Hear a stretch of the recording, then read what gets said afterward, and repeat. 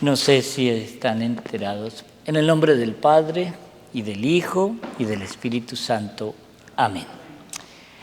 Vamos.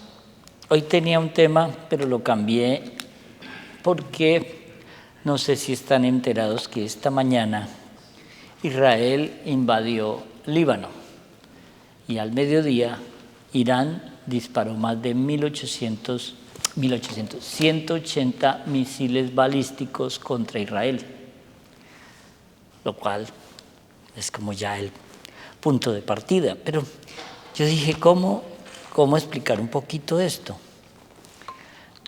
Y yo dije, hoy quiero hablar a raíz de lo que viene también en el Evangelio de los samaritanos. Y vamos a entender mucho también de lo que está pasando.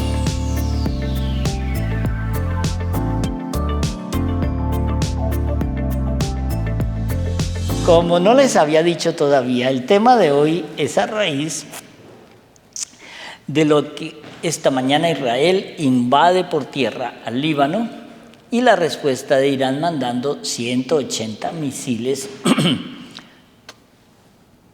a Israel.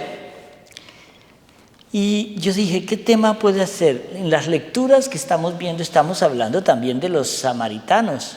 Lo vamos a escuchar pronto. Y yo dije, ¿por qué no hablar de los samaritanos, que no sabemos nada?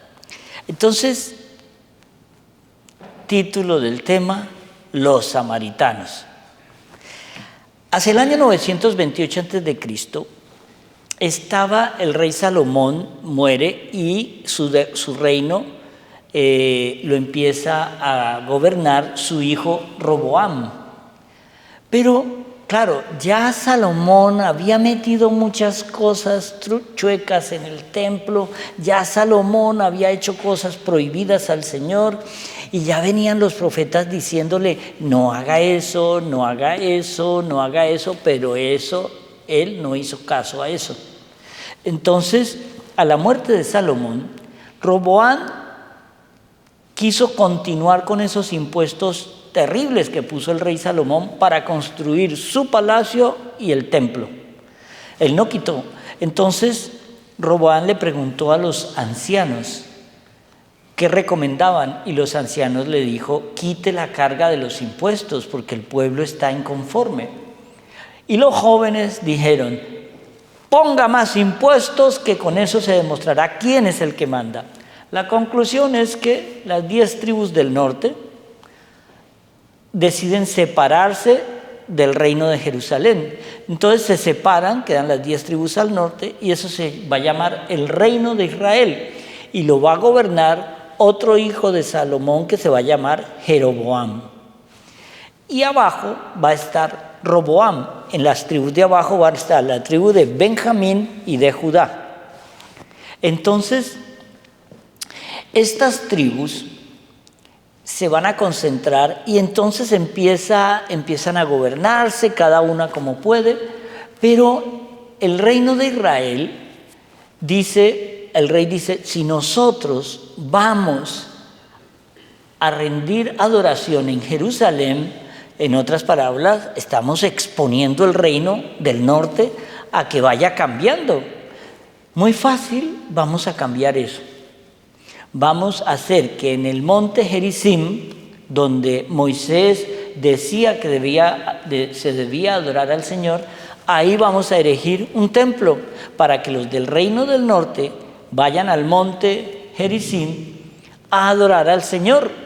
Pero, claro, Jeroboam era muy laxo y Roboam era muy radical.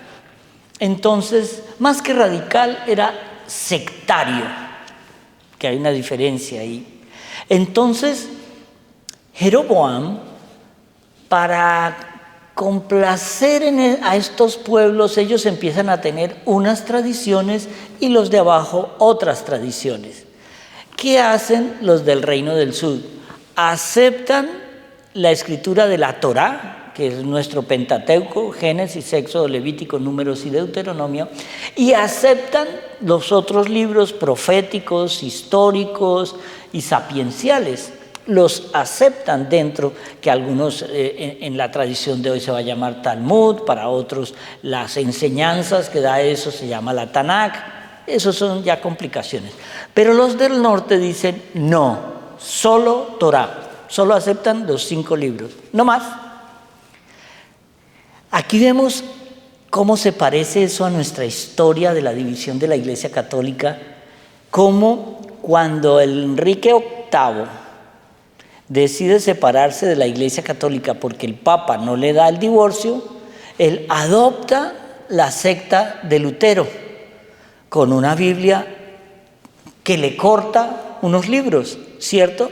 Pero encima, cuando la Iglesia Anglicana llega a Estados Unidos y Estados Unidos se independiza, la gente, los luteranos dicen, no podemos rendirle tributo a la Iglesia Anglicana porque la Iglesia Anglicana jura fidelidad al rey de Inglaterra y nosotros estamos independizándonos. Más bien creemos como obispados de nuestra iglesia, y ahí es cuando nace los episcopus o la iglesia episcopal. ¿Sí ve? Como que todo se vuelve a repetir en el tiempo. Pero continuando con esto, Jeroboam empieza a permitir que entren dentro del templo también ídolos. Y él empieza, para que la gente no tenga que ir desde lejos, empieza a hacer pequeños templos que en la tradición antigua en la India los llamaban sigurats, en la India no, en Oriente Lejano lo llamaban sigurats, lo que era antiguamente el imperio babilónico, asirio, eran templos. Y ahí empieza a empotrar becerros de oro y vuelve el becerro a jugar. Entonces los profetas le dicen a Jeroboam, si no cambias, el Señor va a destruirte. Si no cambias, el Señor va a destruirte. Él no hace caso. Y viene Salmanasar V, el rey de los asirios, invade en el año 721-722 y coge a todos los habitantes de esas 10 tribus y aplica una cosa que es lo que está aplicando, por ejemplo, hoy Rusia con Ucrania. ¿Cómo? Saca a la gente de sus ciudades y las manda lejos y pone a vivir ahí otras personas de otras ciudades para que se pierda la identidad nacional. Y eso es lo que hace Salmanasar V. Coge a todas estas tribus y las distribuye por todo su imperio. Y trae tribus de Acab, trae a los cunas, trae una serie de personas que van a vivir ahí y se van a mezclar. Entonces, ahí quedan unos poquitos auténticos israelíes.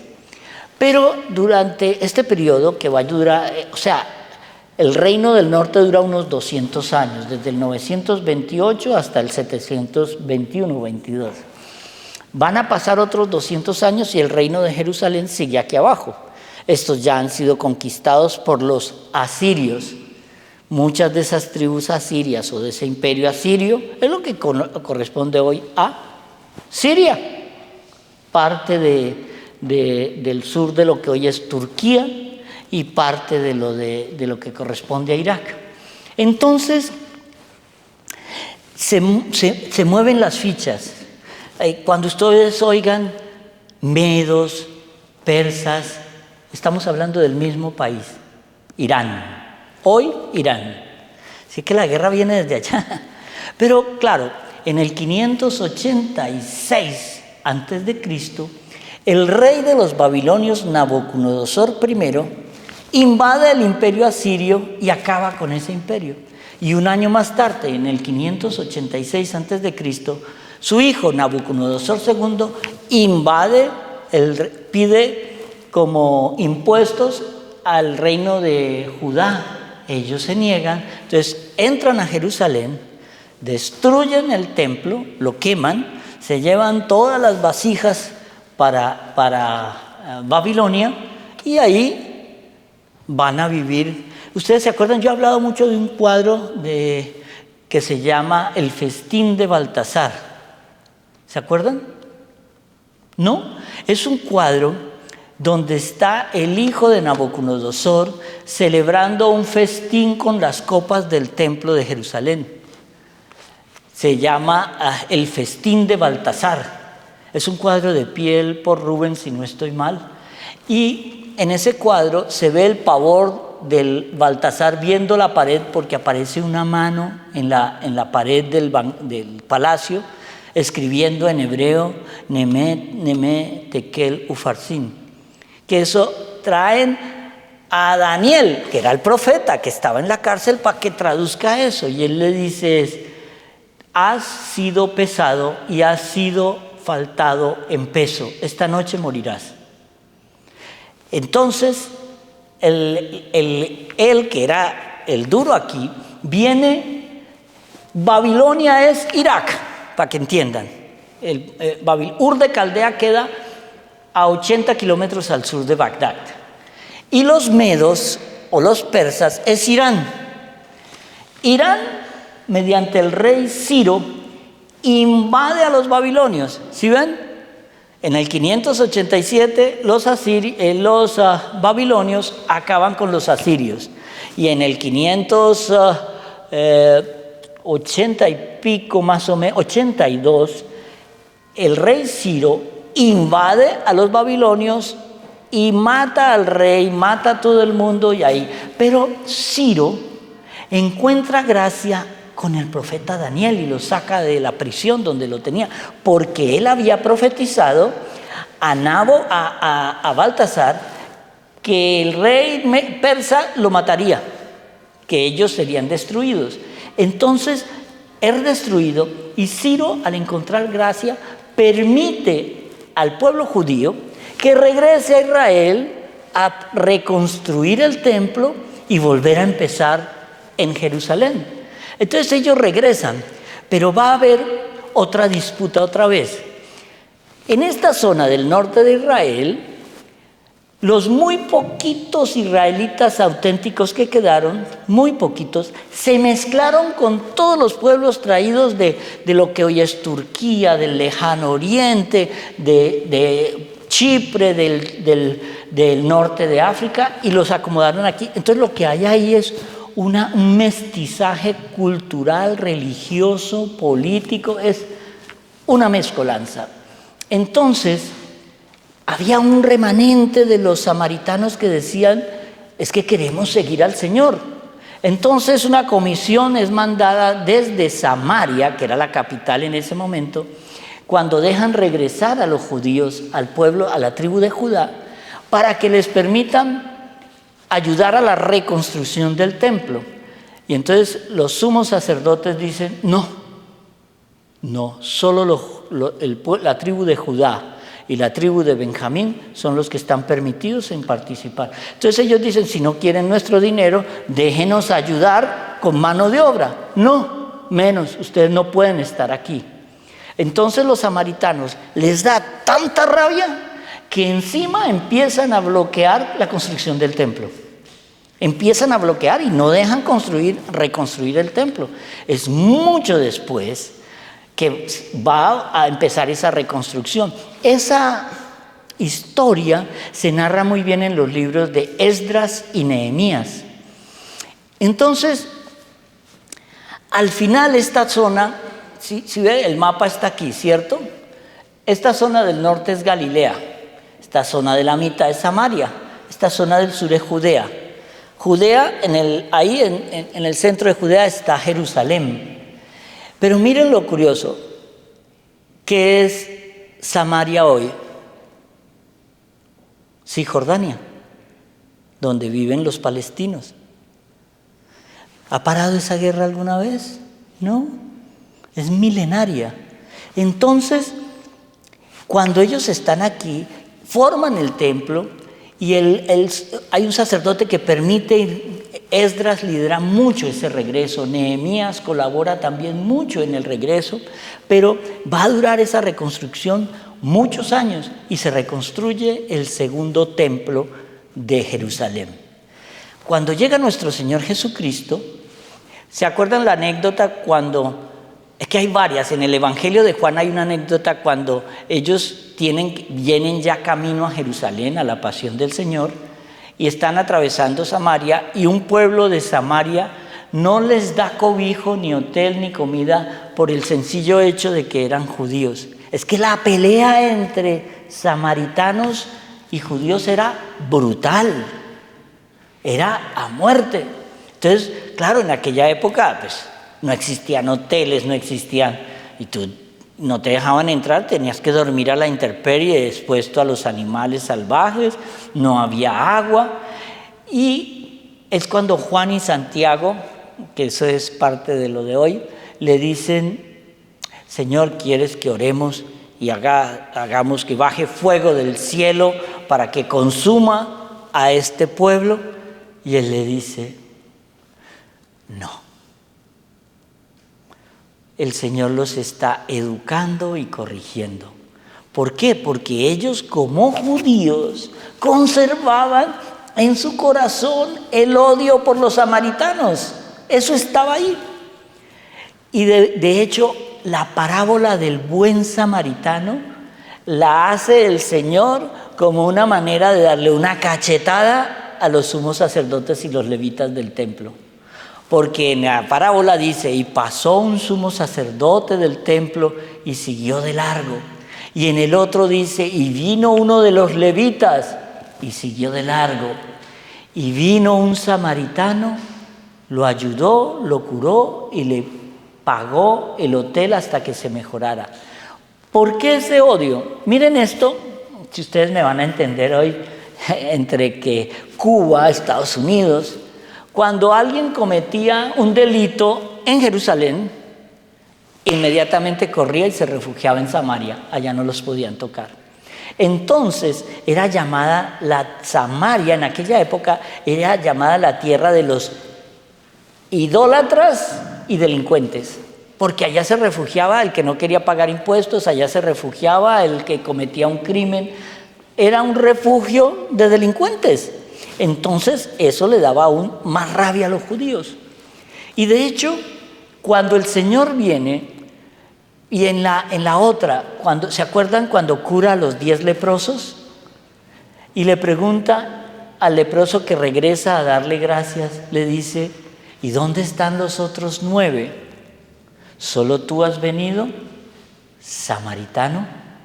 De nuevo, el único que regresó a darle gracias y adorar al Señor fue el leproso samaritano curado. Pero lo más interesante de todo esto es que cuando él le dice: sigamos adelante, llega en esta historia de Juan tan bonita de la mujer del pozo de Siquem. ¿Lo han oído? Esa mujer es clavísima para todo lo que va a venir, porque esta mujer se puede decir que es la primera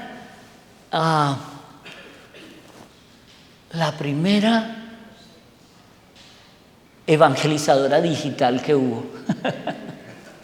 ¿Por qué? Porque cuando él le dice que has tenido 5 o 7 maridos, no me acuerdo, ella le dice: pero es que no, ninguno de estos es tu marido. Y le dice lo que había vivido, lo que había sentido, el agua de vida, que él le va a dar el agua de vida. Ella inmediatamente va al pueblo y en menos de 1 hora todo el pueblo sabía que Jesús había llegado. Si eso no es digital, explíquemelo. Entonces, aquí vamos a ver una cosa bonita. El Señor viene ahí con los samaritanos, reconstruyendo, pero los samaritanos quieren ese mestizaje de razas, de cultura, de religiones, eran muy rechazados. Pero el Señor está diciendo: los rechazados, los echados a un lado, las prostitutas son los que más fácil se van a convertir. Y de hecho la primera mujer convertida tal cual en Samaria es la mujer del pozo. Entonces los samaritanos se convierten así en esa raza de segunda clase dentro de Israel. Cuando viene el sacrificio del Señor y todo eso, y luego viene el emperador romano Tito e invade y destruye Jerusalén, vuelve a hacer lo mismo Roma que hizo Salmanasar V casi 800 años antes, 700 años antes. Coge a todos los judíos que estaban en Jerusalén y los hace ir o dispersarse. Y entonces Roma, para humillar aún más al pueblo de Israel, ya le quita el nombre de Israel, ya le quita el nombre de Judá y le pone la tierra de Palestina. Pero los palestinos habían sido erradicados y aniquilados, como nos dice el libro de los Reyes, 1000 años antes por el rey David, cuando le dice el Señor a David: entra a Gaza y mata a los filisteos, que son como los anteriores del nombre palestino en español. Y él le pregunta: Señor, ¿y los mato a todos? Y en la Biblia vemos que dice el Señor: a todos, incluyendo ancianos, mujeres y niños, todos fueron pasados a cuchillo. Creo que me puedo equivocar por 10, pero fueron como 120,000 palestinos que desaparecieron de eso. Los romanos utilizan otra vez la técnica, pero para humillar a Israel no le ponen Israel, le ponen la tierra de Palestina. Pero aquí en este remanente del centro de Israel quedan de nuevo los samaritanos. Pero los que van a quedar ahí van a empezar esa expansión de los apóstoles. Por eso los apóstoles en Hechos, creo que es Hechos 8, vuelven y al salir de Jerusalén, ¿cuál es la primera tierra donde evangelizan y se refugian? Samaria. Y ahí es cuando entendemos nosotros por qué la evangelización se fue en un momento determinado hacia el norte así, aunque Bartolomé murió en Egipto, si no estoy mal, porque fueron a evangelizar el sur. Entonces, ¿quiénes eran los samaritanos?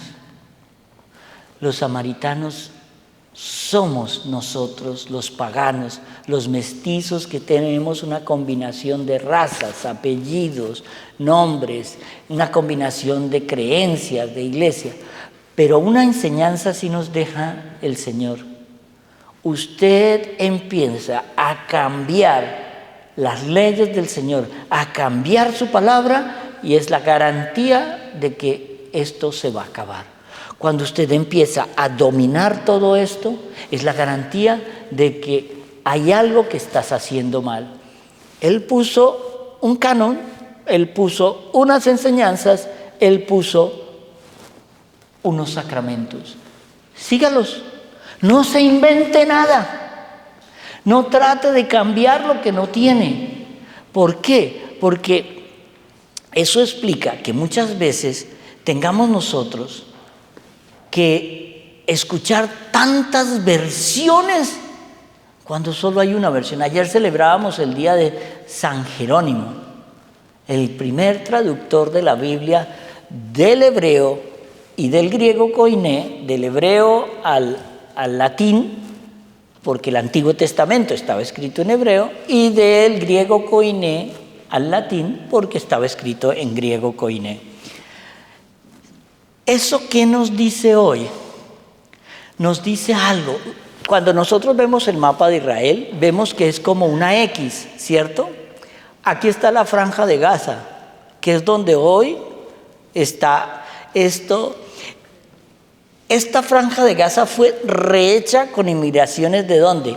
De los nómadas y pueblos que estaban en lo que hoy conocemos como Arabia Saudita, Chipre, todo eso, y se quedaron ahí.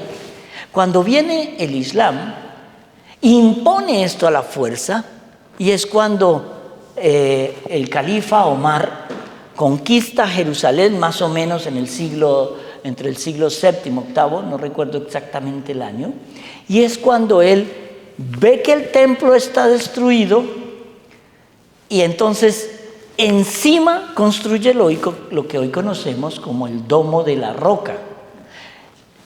¿Por qué se llama así? Porque dentro está la roca donde se supone que Isaac iba a sacrificar a su hijo.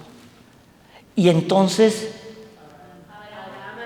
Abraham iba a sacrificar a su hijo Isaac. Menos mal estoy con gente que sabe.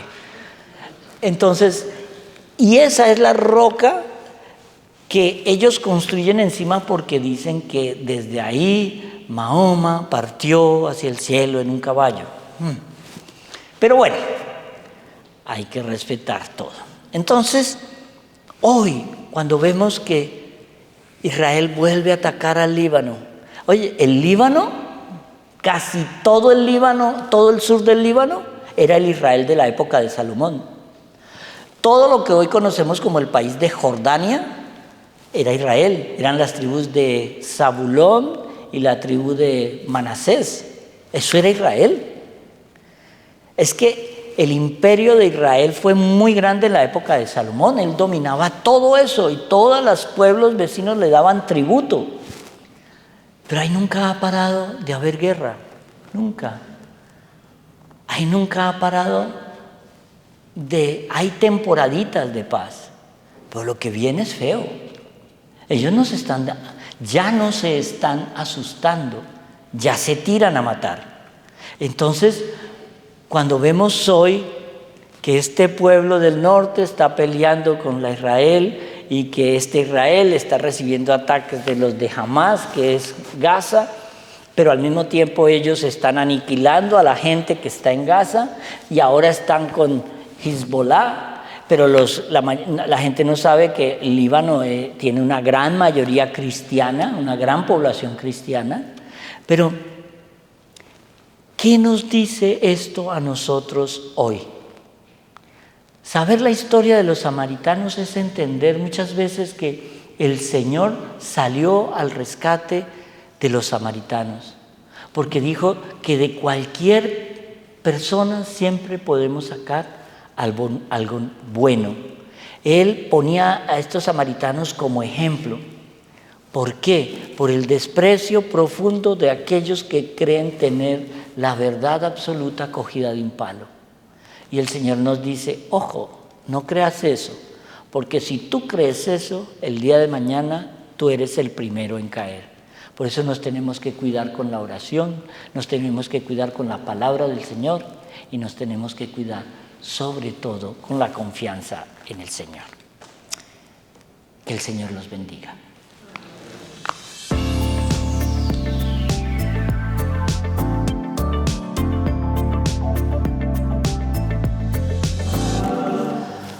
Aleluya, aleluya, aleluya, aleluya, aleluya.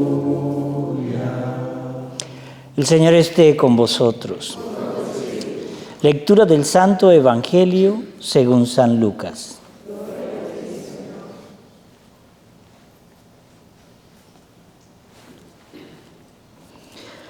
Como ya se acercaba el tiempo en que sería llevado al cielo, Jesús emprendió resueltamente el camino a Jerusalén.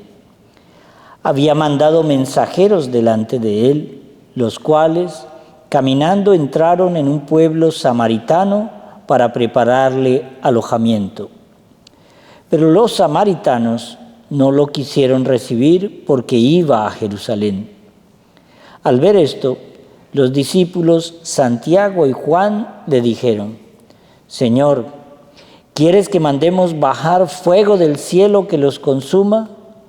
Pero Jesús, dándose vuelta, los reprendió y dijo: No saben de qué espíritu son ustedes, porque este hombre no ha venido a perder a los hombres, sino a salvarlos. Y pasaron a otra aldea. Palabra de Dios.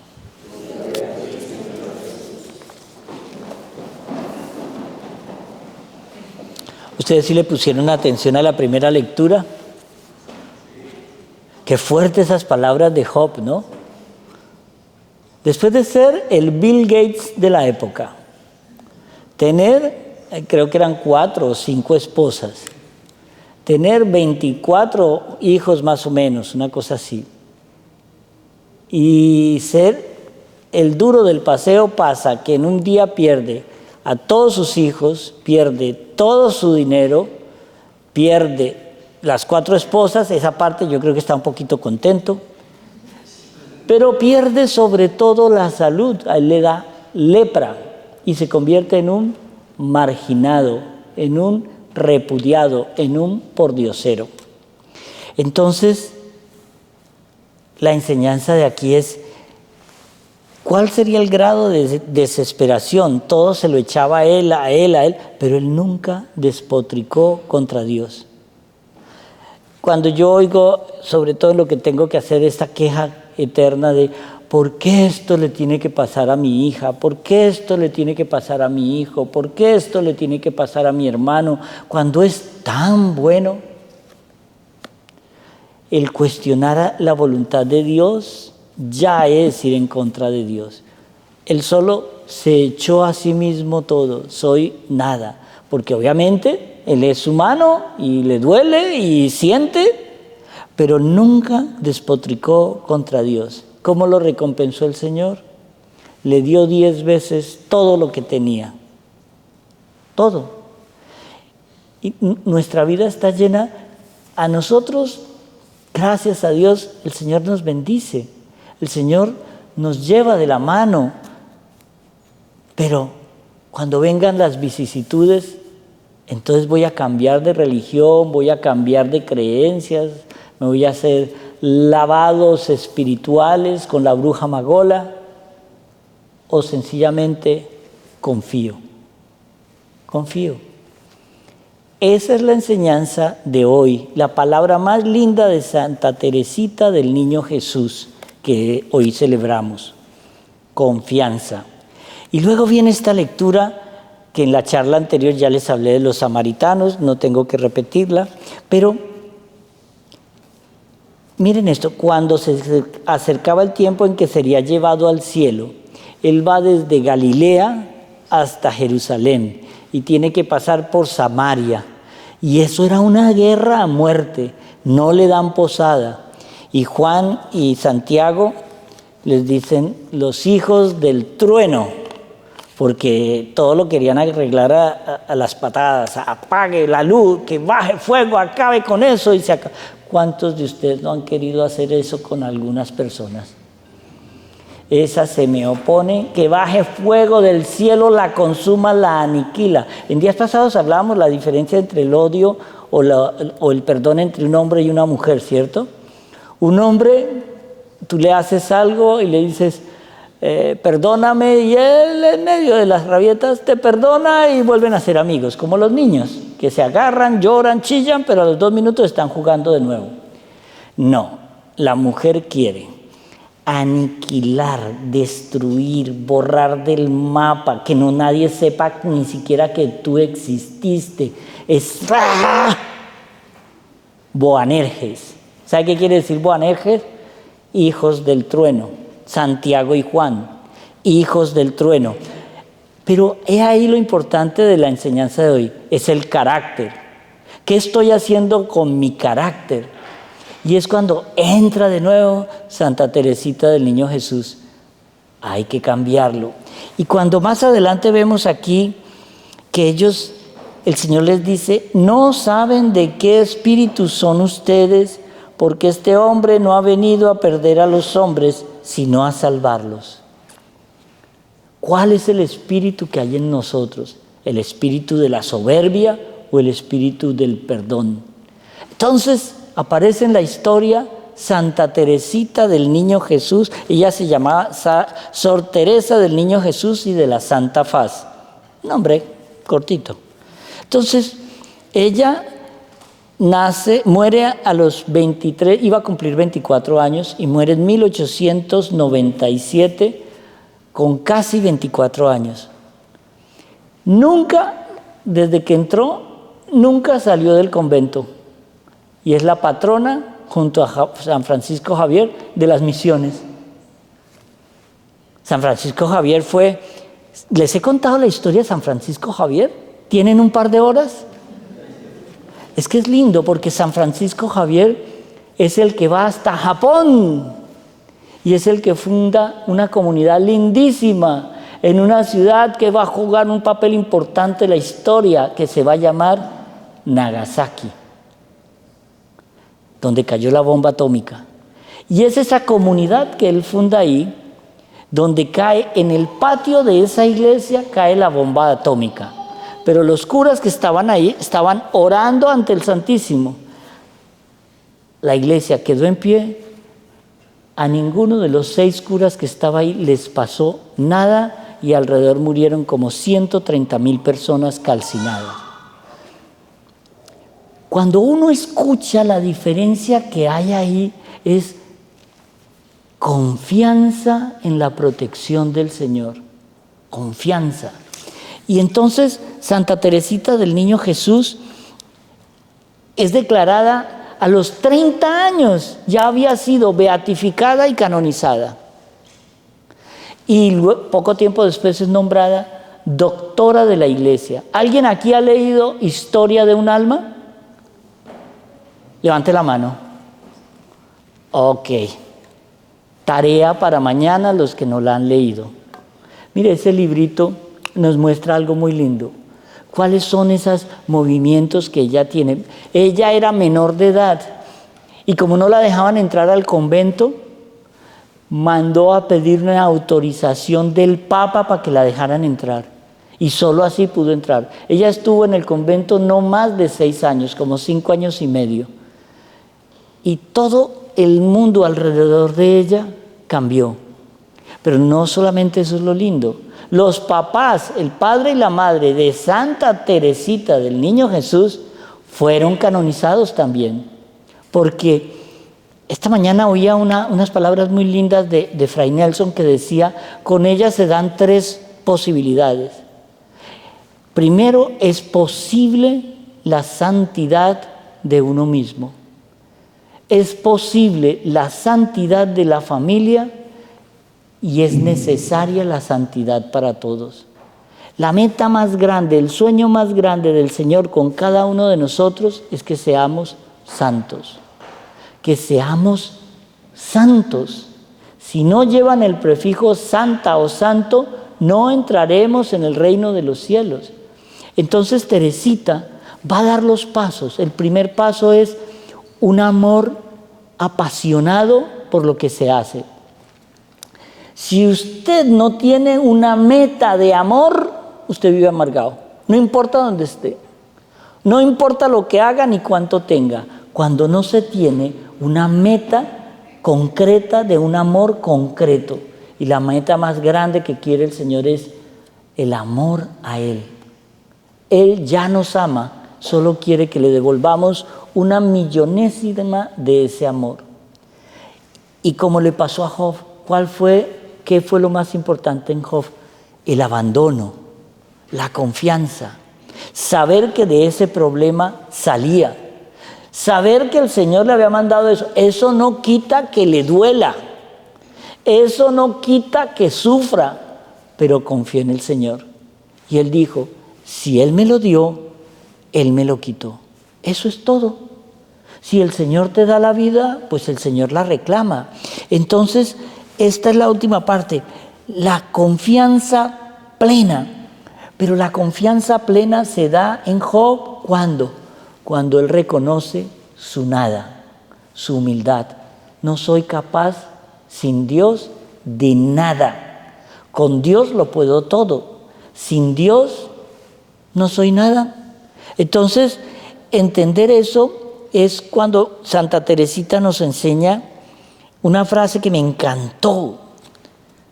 Dios no nos pone en el corazón un deseo que no podamos cumplir. Dios no nos pone en el corazón un deseo que no podamos cumplir. Si yo deseo acabar con ese pecado que me obsesiona, ese deseo sincero te lleva a cómo superar ese pecado, porque el Señor te lo puso.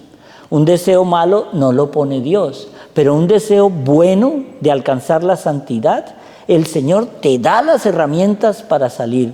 Un deseo de superar la depresión o superar el negativismo. Tengo el deseo de cambiar, Señor, no sé cómo, pero aquí estoy, me abandono en ti, ¿qué tengo que hacer? Y por eso es que es muy difícil muchas veces cuando tenemos pecados capitales, lujuria, pereza, glotonería, ira, y nos damos cuenta de que ese pecado nos afecta, el deseo de superarlo viene de Dios. El deseo de salir con eso que me obsesiona, el egoísmo, el pensar que no, si yo y mi familia y yo estamos bien, el mundo que se caiga. Pues el mundo se puede caer encima tuyo. Porque es que la idea no es que tú y tu egoísmo estén bien. La idea es que compartas ese bien con los que no están bien. Y esa es la confianza que el Señor nos pide. La segunda es los padres canonizados. Mire, decía esta mañana Fray Nelson algo muy lindo. Ella era la pequeña flor, pero es una pequeña flor que ya había nacido en un jardín. ¿Cuál es ese jardín? Sus padres. Ustedes tienen que convertirse en el jardín donde sus hijos florezcan como una bella flor, porque ese jardín depende de ustedes. El jardín de la fe, el jardín de la confianza y el jardín de la santidad. Eso es cuando el Señor opera sus gracias. Y así como Santa Teresita nos recuerda, hay algo triste, y es que escuchaba yo que donde ella murió, ahora que era un convento de las Carmelitas, ahora hay una basílica majestuosa, pero siempre está vacía. Ya no va nadie, porque los santos se vuelven modas. Ahora está de moda el Padre Pío o San Charbel, pero el hecho de que nosotros encontremos en un santo un ejemplo no es moda, es el deseo de Dios para que vivas como ese santo, que imites ese ejemplo, que quieras copiar lo que ella hizo para llegar a la santidad. Mire, somos una mata de defectos, somos una mata de debilidades, somos un enjambre de pecado, pero el agua viva que el Señor nos da nos quita el pecado, nos quita la depresión, nos quita lo poco, porque yo no puedo nada, yo puedo todo en Jesús que me fortalece. Y esa es la enseñanza de Santa Teresita. Les recomiendo, lean el libro Historia de un alma, porque es facilito de leer. Amén.